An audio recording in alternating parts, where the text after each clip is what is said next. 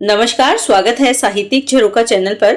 हम कर रहे हैं नई शिक्षा नीति के अनुसार बीए प्रथम वर्ष या द्वितीय सेमेस्टर का पाठ्यक्रम, जिसमें जयशंकर प्रसाद जी का जो साहित्य है उसको लिया गया है और उनकी कहानियों को शामिल किया गया है। आज हम करेंगे इनकी कहानी आंधी। ये कहानी थोड़ी लंबी है तो मैं इसको अलग अलग भागों में बांटकर आपको करवाऊंगी। तो आज हम इसका भाग 1 कर रहे हैं। तो आइए देखते हैं। चंदा के तट पर बहुत से छतनारे वृक्षों की छाया है, किंतु मैं प्राय मुचकुंद के नीचे ही जाकर टहलता बैठता और कभी कभी चांदनी में ऊँघने भी लगता। वही मेरा विश्राम था। वहां मेरी एक सहचरी थी, किंतु वह कुछ बोलती न थी।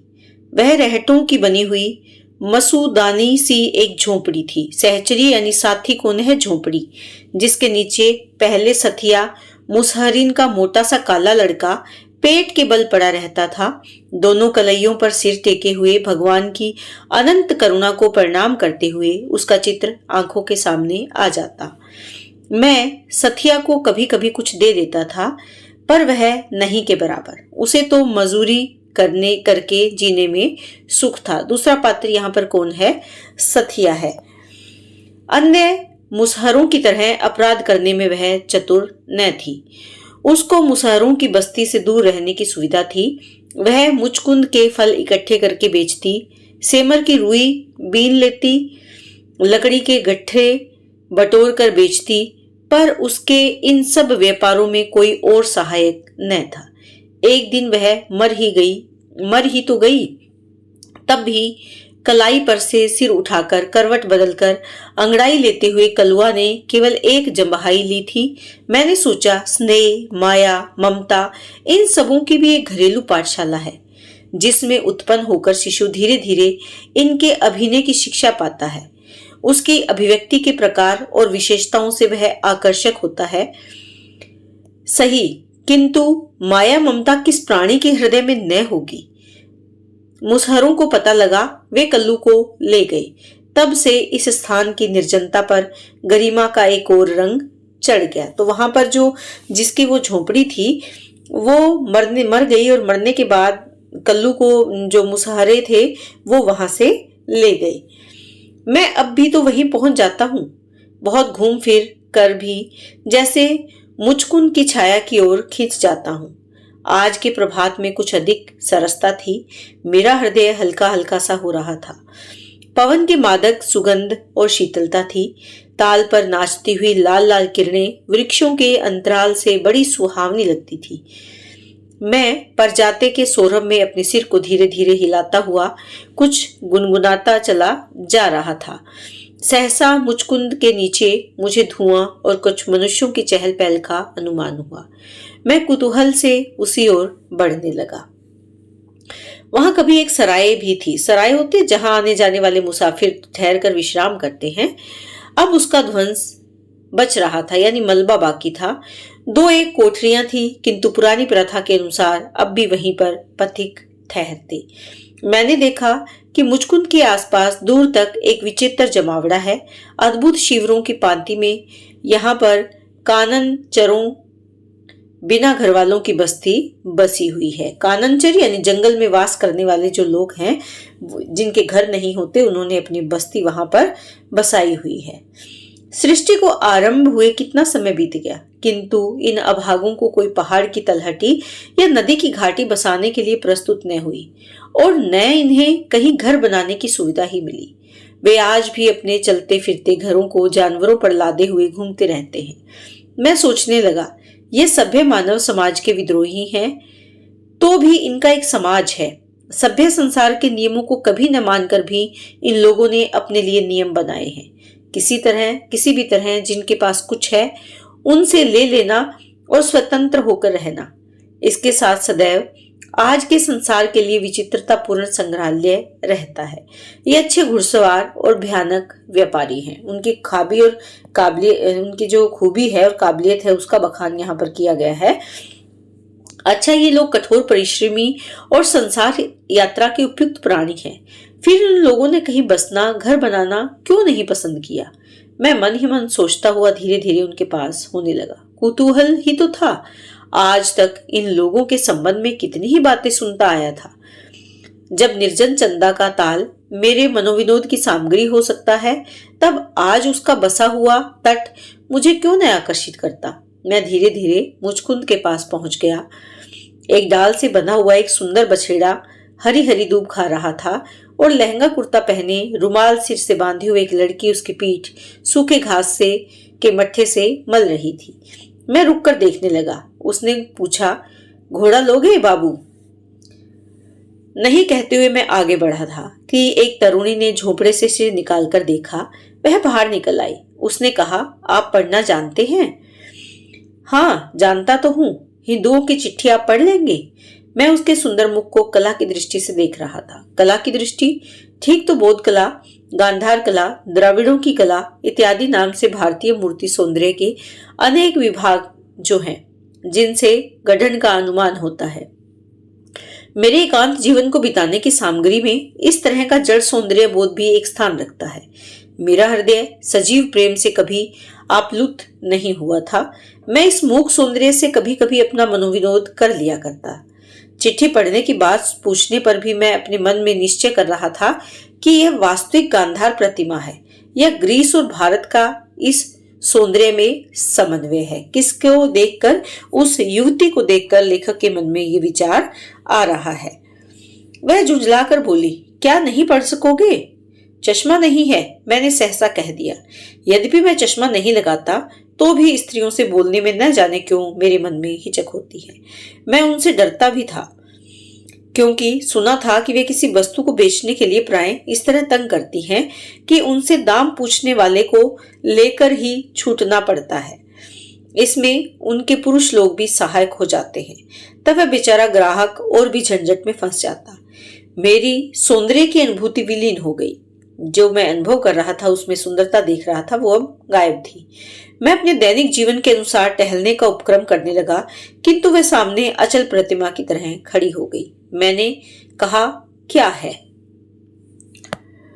चश्मा चाहिए, मैं ले आती हूँ। ठहरो ठहरो, मुझे चश्मा न चाहिए, कहकर मैं सोच रहा था कि कहीं मुझे खरीदना न पड़े। उसने पूछा, तब तुम पढ़ सकोगे कैसे? मैंने देखा कि बिना पढ़े मुझे छुट्टी न मिलेगी। मैंने कहा, ले आओ, देखें संभव है कि पढ़ सकूं। उसने अपनी जेब से एक पूरी तरह मुड़ा हुआ पत्र निकाला। मैं उसे लेकर मन ही मन पढ़ने लगा। लैला, तुमने जो मुझे पत्र लिखा था उसे पढ़कर मैं हंसा भी और दुख तो हुआ ही। हंसा इसलिए कि तुमने दूसरे से अपने मन का ऐसा खुला हुआ हाल क्यों कह दिया। तुम कितनी भोली हो। क्या तुमको ऐसा पत्र दूसरे से लिखवाते हुए हिचक न हुई? तुम्हारा घूमने वाला परिवार ऐसी बातों को सहन करेगा? क्या इन प्रेम की बातों में तुम गंभीरता का तनिक भी अनुभव नहीं करती हो? और दुखी इसलिए हुआ कि तुम मुझसे प्रेम करती हो। यह कितनी भयानक बात है, मेरे लिए भी और तुम्हारे लिए भी। तुमने मुझे निमंत्रित किया है कि प्रेम के स्वतंत्र साम्राज्य में घूमने के लिए, किंतु तुम जानती हो मुझे जीवन के ठोस झंझटों से छुट्टी नहीं। घर में मेरी स्त्री हैं, 3 बच्चे हैं, उन सबों के लिए मुझे खटना पड़ता है, काम करना पड़ता है। यदि वैसा न भी होता तो भी क्या मैं तुम्हारे जीवन को अपने साथ घसीटने में समर्थ होता? तुम स्वतंत्र वन विहंगिनी और मैं एक हिंदू गृहस्थ, अनेक रुकावटों, 20 बंधन, यह सब असंभव है। तुम भूल जाओ। जो स्वप्न तुम देख रही हो उसमें केवल हम और तुम है, संसार का आभास नहीं है। मैं संसार में एक दिन और जीर्ण सुख लेते हुए जीवन की विभिन्न अवस्थाओं का समन्वय करने का प्रयत्न कर रहा हूं। यानी उसके जीवन में सुखों का जीर्ण सुखों का अभाव है, लेकिन फिर भी वो उन परिस्थितियों में समन्वय करने का प्रयत्न कर रहा है। ये कौन बोल रहा है? पत्र के माध्यम से लैला का जो परिचित है वो पत्र में लिख रहा है। न मालूम कब से मनुष्य इस भयानक सुख का अनुभव कर रहा है। मैं उन मनुष्यों में अपवाद नहीं हूं, क्योंकि यह सुख भी तुम्हारे स्वतंत्र सुख की संतति है। वह आरंभ है, यह परिणाम है। फिर भी घर बसाना पड़ेगा, फिर वही समस्याएं सामने आएगी, तब तुम्हारा ये स्वप्न भंग हो जाएगा। पृथ्वी ठोस और कंकरीली रह जाएगी, फूल हवा में बिखर जाएंगे, आकाश का विराट मुख समस्त आलोक को पी जाएगा। अंधकार केवल अंधकार में झुंझलाहट भरा पश्चाताप जीवन को अपने डंकों से क्षत विक्षत कर देगा। इसीलिए लैला, भूल जाओ, तुम चारियारी बेचती हो। उसने उससे सुना है चोर पकड़े जाते हैं, किंतु अपने मन का चोर पकड़ना कहीं अच्छा है। तुम्हारे भीतर जो तुमको चुरा रहा है उसे निकाल बाहर करो। मैंने तुमसे कहा था कि बहुत से पुराने सिक्के खरीदूंगा। तुम अब की बार पश्चिम जाओ तो खोज कर ले आना। मैं उन्हें अच्छे दामों पर ले लूंगा, किंतु तुमको खरीदना है, अपने को बेचना नहीं। इसीलिए मुझसे प्रेम करने की भूल तुम न करो। हाँ, अब कभी इस तरह पत्र न भेजना, क्योंकि वह सब व्यर्थ है। रामेश्वर। पत्र किसके द्वारा लिखा गया? रामेश्वर के द्वारा। किसको लिखा? लैला को। और उसको कौन पढ़ रहा है? लेखक उसे पढ़ रहा है। मैं एक सांस में पत्र पढ़ गया। तब तक लैला मेरा मुंह देख रही थी। मेरा मतना कुछ ऐसा हुआ कि जैसे लोग अपने में बनाते हैं कुछ। मैंने उसकी ओर देखा। देखते हुए वह कागज उसे लौटा दिया। उसने पूछा, इसका मतलब वह फिर किसी समय बताऊंगा। अब मुझे जलपान करना है, मैं जाता हूं। कहकर मैं मुड़ा ही था कि उसने पूछा, आपका घर बाबू? मैंने चंदा किनारे, चंदा यहाँ नदी का नाम है, अपने सफेद बंगले को दिखा दिया। लैला पत्र हाथ में लिए वहीं खड़ी रही। मैं अपने बंगले की ओर चला। मन में सोचता जा रहा था, रामेश्वर, वही तो रामेश्वर नाथ वर्मा, क्यूरियो मर्चेंट, उसी की लिखावट है। वह तो मेरा परिचित है। मित्र मान लेने में मन को एक तरह की अड़चन है।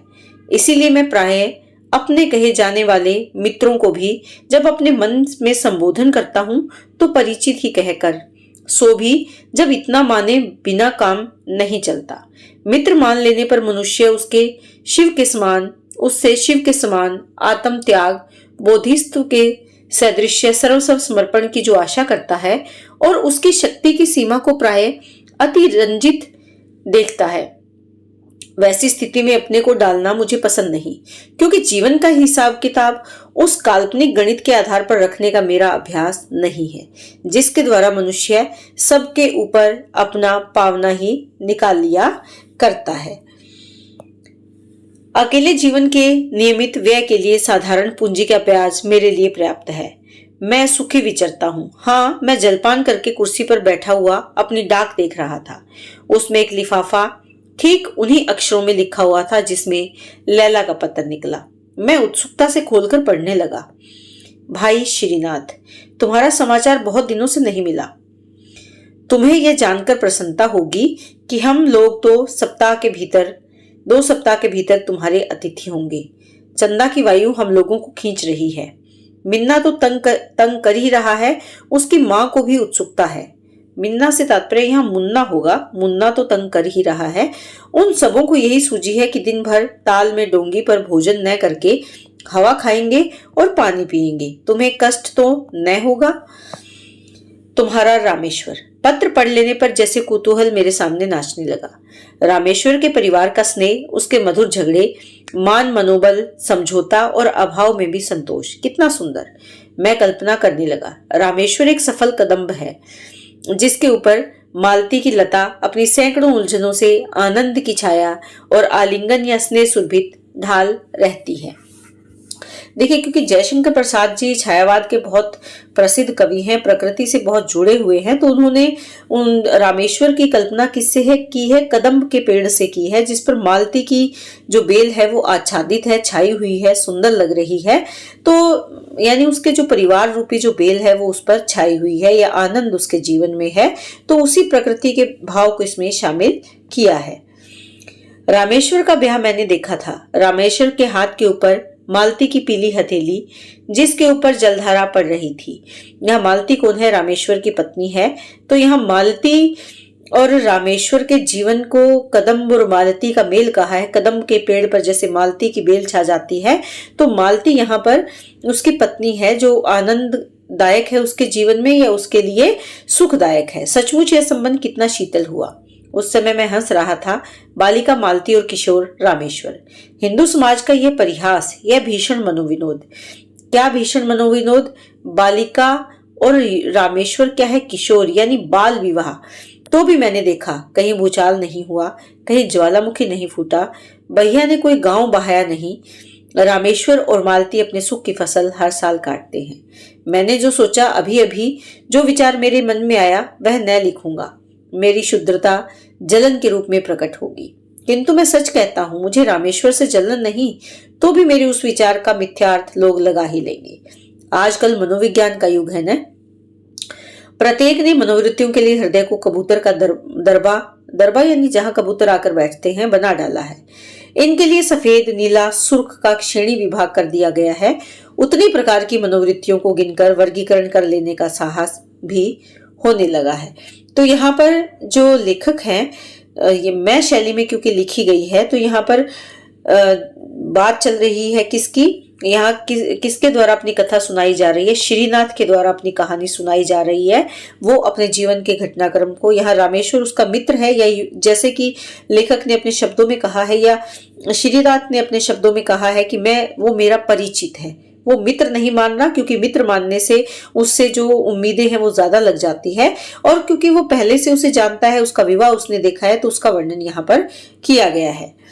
तो भी मैंने उस बात को सोच ही लिया। मेरे साधारण जीवन में एक लहर उठी, प्रसन्नता की स्निग्ध लहर। पारिवारिक सुखों से लिपटा हुआ प्रणय कलह देखूंगा। मेरे दायित्व विहीन जीवन का वह मनोविनोद होगा। मैं रामेश्वर को पत्र लिखने लगा। भाई रामेश्वर, तुम्हारे पत्र ने मुझ पर प्रसन्नता की वर्षा की है। मेरे शून्य जीवन को आनंद कोलाहल से कुछ ही दिनों के लिए सही भर देने का तुम्हारा प्रयत्न मेरे लिए सुख का कारण होगा। तुम अवश्य आओ और सबको साथ लेकर आओ। तुम्हारा श्रीनाथ। पुनश्चय यानी दोबारा बंबई से आते हुए सूरन अवश्य लेते आना। यह वैसा नहीं मिलता। सूरन की तरकारी की गर्मी में ही तुम लोग चंदा की ठंडी हवा झेल सकोगे, और साथ साथ अपनी चलती फिरती दुकान का एक बक्स जिस पर हम लोगों की बातचीत की परंपरा लगी रहे।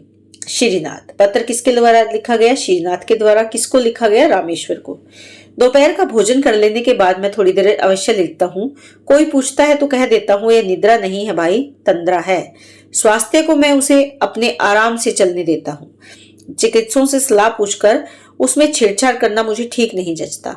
सच बात तो यह है कि मुझे वर्तमान युग की चिकित्सा में वैसा ही विश्वास है जैसा पाश्चात्य पुरातत्वविज्ञों की खोज पर। जैसे वे सांची और अमरावती के स्तंभ तथा शिल्प के चिन्हों में वस्त्र पहनी हुई मूर्तियों को देखकर ग्रीक शिल्पकला का आभास पा जाते हैं और कल्पना कर बैठते हैं कि भारतीय बोध कला ऐसी हो ही नहीं सकती, क्योंकि वे कपड़ा पहनना जानते ही न थे। यानी उनमें उनकी बातों का कोई तर्क नहीं है, कोई औचित्य नहीं है। बिल्कुल वैसे ही वो मानते कि आजकल के जो चिकित्सक हैं उनके भी कोई बातों का कोई औचित्य नहीं है। फिर चाहे आप त्रिपिटक से ही प्रमाण क्यों न दें कि बिना अंतर्वास्क, चीवर इत्यादि के भारत का कोई भी भिक्षु नहीं रहता था। यानी कोई भी व्यक्ति ऐसा, भिक्षु से तात्पर्य जिसके पास अभाव है, जिसके पास कुछ भी नहीं है, वो भी बिना अंतर्वस्त्र और चीवर यानी जो ओढ़े जाने वाले वस्त्र है, उसके बिना कोई भी नहीं था। तो यहाँ पर ये हमारे भारतीय इतिहास का चित्रण कर रहे हैं, क्योंकि प्रसाद जी भारतीय इतिहास को अपने, चाहे इनके नाटक हैं, चाहे इनकी कहानियां हैं, उनमें बहुत ही सुंदर तरीके से शामिल किया है। पर वे कब मानने वाले हैं? वैसे ही चिकित्सक के पास सिर में दर्द होने की दवा खोजने गए कि वह पेट से उसका संबंध जोड़कर कोई रेचक औषधि दे ही देगा। बेचारा कभी न सोचेगा कि कोई गंभीर विचार करते हुए जीवन की किसी कठिनाई से टकराते रहने से भी पीड़ा हो सकती है। तो भी मैं हल्की सी तंद्रा केवल तबीयत बनाने के लिए ही ले लेता हूँ, यानी थोड़ी देर विश्राम कर लेता हूँ दोपहर को खाने के बाद। शरद काल की उजली धूप ताल के नीचे जल पर फैल रही थी। आंखों में चकाचौंधी लग रही थी। मैं कमरे में पड़ा अंगड़ाई ले रहा था। दुलारे ने आकर कहा, ईरानी नहीं बलूचियां हैं। मैंने पूछा, कैसे ईरानी और बलूची? वही जो मूंगा फिरोजा चारयारी बेचते हैं, सिर में रुमाल बांधे हुए। मैं उठ खड़ा हुआ। दालान में आकर देखता हूं तो एक 20 बरस के युवक के साथ लैला, गले में चमड़े का बैग, पीठ पर चोटी, छींट का रुमाल, एक निराला आकर्षक चित्र। लैला ने हंसकर पूछा, बाबू चारयारी लोगे? चारयारी? हाँ बाबू चारयारी। इसके रहने से इसके पास सोना अशरफी रहेगी, यानी धन रहेगा। थैली कभी खाली न होगी, और बाबू इससे चोरी का माल बहुत जल्द पकड़ा जाता है। साथ ही साथ ही युवक ने कहा, ले लो बाबू, असली चारियारी, सोने का चारियारी एक बाबू के लिए लाया था, वह मिला नहीं। मैं अब तक उन दोनों की सुरमीली आंखों को देख रहा था। सुरमे का घेरा गोरे गोरे मुंह पर आंख की विस्तृत सत्ता का स्वतंत्र साक्षी था। पतली लंबी गर्दन पर खिलौने सा मुंह टपाटप बोल रहा था। मैंने कहा, मुझे तो चारियारी नहीं चाहिए, किंतु वहां सुनता कौन है। दोनों सीढ़ी पर बैठ गए और लैला अपना बैग खोल रही थी। कई पोटलियां निकाली। सहसा लैला के मुंह का रंग उड़ गया। वह घबराकर कुछ अपनी भाषा में कहने लगी। युवक उठ खड़ा हुआ। मैं कुछ न समझ सका। वह चला गया। अब लैला ने मुस्कुराते हुए बैग में से वही पत्र निकाला। मैंने कहा, इसे तो मैं पढ़ चुका हूं। इसका मतलब यह तुम्हारी चारियारी खरीदने फिर आवेगा? यही इसमें लिखा है, मैंने कहा। बस इतना ही, और भी कुछ है क्या बाबू? और जो उसने लिखा है वह मैं नहीं कह सकता। क्यों बाबू, क्यों न कह सकोगे? बोलो। लैला की वाणी में पुचकार, दुलार, झिड़की और आज्ञा थी। यह सब बात में नहीं। बीच में ही बात काटकर उसने कहा, नहीं, क्यों? तुम जानते हो नहीं बोलोगे। उसने लिखा है कि मैं तुमसे प्यार करता हूं। लिखा है बाबू? लैला की आंखों में स्वर्ग हंसने लगा। वह फुर्ती से पत्र मरोड़ कर रखती हुई हंसने लगी। मैंने अपने मन में कहा, अब यह पूछेगी वह कब आवेगा, कहाँ मिलेगा। किंतु लैला ने यह सब कुछ नहीं पूछा। वह सीढ़ियों पर अर्ध शयनावस्था में जैसे कोई सुंदर सपना देखती हुई मुस्कुरा रही थी। युवक दौड़ता हुआ आया। उसने अपनी भाषा में कुछ घबरा कर कहा, पर लैला लेटे ही लेटे कुछ बोली। युवक भी बैठ गया। लैला ने मेरी ओर देखकर कहा, तो बाबू वह आवेगा, मेरी चारियारी खरीदेगा? गुल से भी कह दो। मैंने समझ लिया कि युवक का नाम गुल है। मैंने कहा, हाँ, वह तुम्हारी चारियारी खरीदने आवेंगे। गुल ने लैला की ओर प्रसन्न दृष्टि से देखा, परंतु मैं जैसे भयभीत हो गया। अपने ऊपर संदेह होने लगा। लैला सुंदरी थी, पर उसके भीतर भयानक राक्षस की आकृति थी या देव मूर्ति। यह बिना जाने मैंने क्या कह दिया, इसका परिणाम भीषण हो सकता है। मैं सोचने लगा, रामेश्वर को मित्र तो मानता नहीं, किंतु मुझे उससे शत्रुता करने का क्या अधिकार है। चंदा के दक्षिणी तट पर ठीक मेरे बंगले के सामने एक पाठशाला थी। उसमें एक सिंहली सज्जन रहते थे। न जाने कहां कहां से उनको चंदा मिलता था। वे पास पड़ोस के लड़कों को बुलाकर पढ़ाने के लिए बिठाते थे। 2 मास्टरों को वेतन देते थे। उनका विश्वास था कि चंदा का तट किसी दिन तथागत के पवित्र चरण चिन्हों से अंकित हुआ था। तथागत यानी गौतम बुद्ध की बात कर रहे हैं। वे आज भी उन्हें खोजते थे। बड़े शांत प्रकृति के जीव थे, यानी उनका स्वभाव कैसा था? शांत था।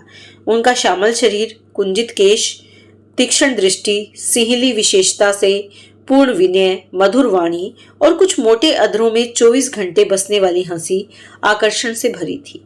मैं कभी कभी जब जीभ में खुजलाहट होती वहां पहुंच जाता, अर्थात जब बोलने का, बात करने का मन होता। आज की वह घटना मेरे गंभीर विचार का विषय बनकर मुझे व्यस्त कर रही थी। मैं अपनी डोंगी पर बैठ गया। डोंगी यानी जो चलने वाली छोटी नाव है। दिन अभी घंटे 1.5 घंटे बाकी था। उस पार खेकर डोंगी ले जाते बहुत देर नहीं हुई। मैं पाठशाला और ताल के बीच के उद्यान को देख रहा था।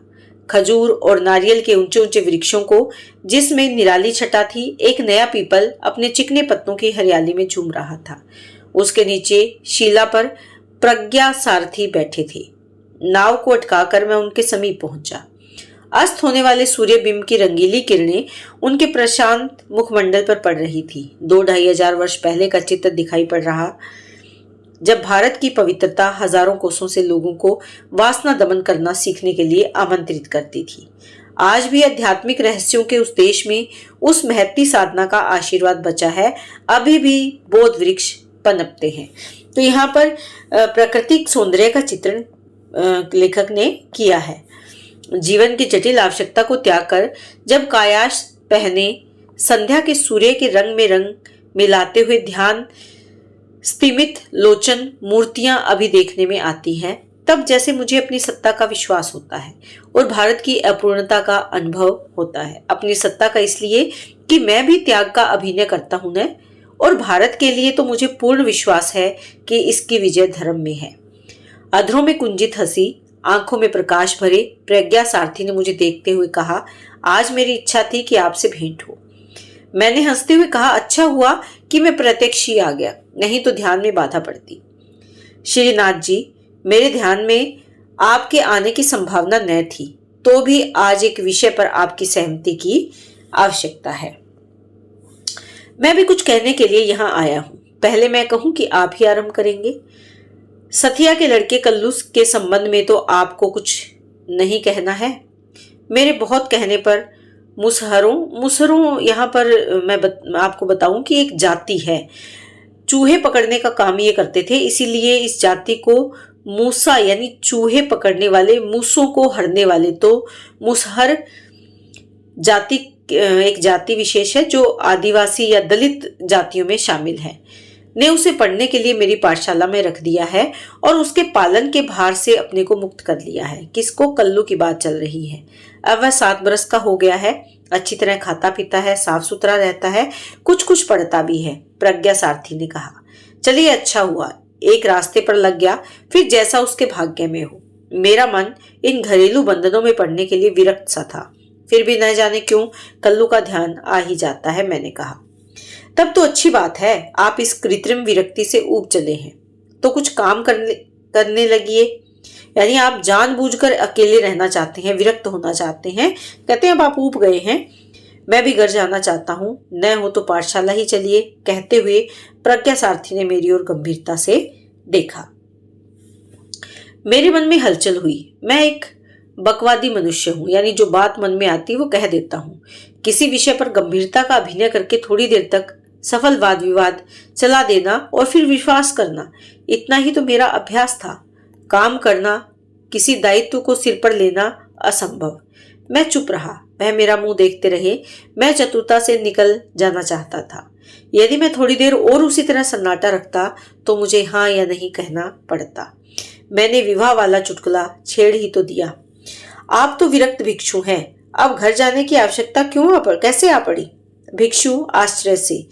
प्रज्ञा सारथी ने कहा, मैं तो ब्रह्मचर्य में हूँ, विद्या अभ्यास और धर्म का अनुशीलन कर रहा हूँ। यदि मैं चाहूँ तो प्रव्रज्या ले सकता हूँ, नहीं तो ग्रही बनने में कोई धार्मिक आपत्ति नहीं। प्रव्रज्या से तात्पर्य क्या है? संन्यास ले सकता हूँ, नहीं तो अगर मैं घर गृहस्थी को भी अपनाऊं तो धर्म में इस बात पर कोई आपत्ति नहीं है। सिंहल में तो यही प्रथा प्रचलित है। मेरे विचार से यह प्राचीन आर्य प्रथा भी थी। मैं गार्हस्थ्य जीवन से परिचित होना चाहता हूँ। भिक्षु यहाँ पर अपने मन के भाव बता रहा है। तो आप ब्याह करेंगे? क्यों नहीं, वही तो करने जा रहा हूँ। देखता हूँ स्त्रियों पर आपको पूर्ण विश्वास है। अविश्वास करने का कारण ही क्या है? इतिहास में, आख्याओं में यानी कहानियों में कुछ स्त्रियों और पुरुषों का दुष्ट चरित्र पढ़कर मुझे अपने और अपनी भावी सहधर्मिणी पर अविश्वास कर लेने का कोई अधिकार नहीं। प्रत्येक व्यक्ति को अपनी परीक्षा देनी चाहिए। विवाहित जीवन सुखदायक होगा? मैंने पूछा। किसी कर्म को करने से पहले उसमें सुख की खोज करना क्या अत्यंत आवश्यक है? सुख तो धर्माचरण से मिलता है, अन्यथा संसार तो दुख में ही है। संसार के कर्मों को धार्मिकता के साथ करने में सुख की ही संभावना है। यानी धर्म प्रधान हो और संसार के कर्मों को अगर हम अपने कर्म समझकर उनको करते चले, संसार के कार्यों को, तो वो भी सुख ही मिलने की संभावना रहती है। तो यहाँ पर जो पाठशाला के अधिकारी हैं, या यूं कहें कि जो पाठशाला से जुड़े हुए व्यक्ति विशेष हैं, वो और लेखक दोनों यहाँ आपसी बातचीत कर रहे हैं। जो अधिकारी है या जो व्यक्ति विशेष है वो विवाह करने की बात सोच रहा है और लेखक उससे पूछ रहे हैं कि क्या वैवाहिक जीवन सुखमय होगा, क्योंकि वो स्वयं अकेले रह रहे हैं, विरक्ति का भाव उनमें आ गया है। आज के लिए इतना ही, बाकी कहानी अगले भाग में देखेंगे। तो इसी तरह चैनल से जुड़े रहें। अगर इसमें आपको कोई कमी लग रही है या कुछ और आप इसमें बदलाव करना चाहते हैं तो कमेंट करके जरूर बताएं। बहुत बहुत धन्यवाद।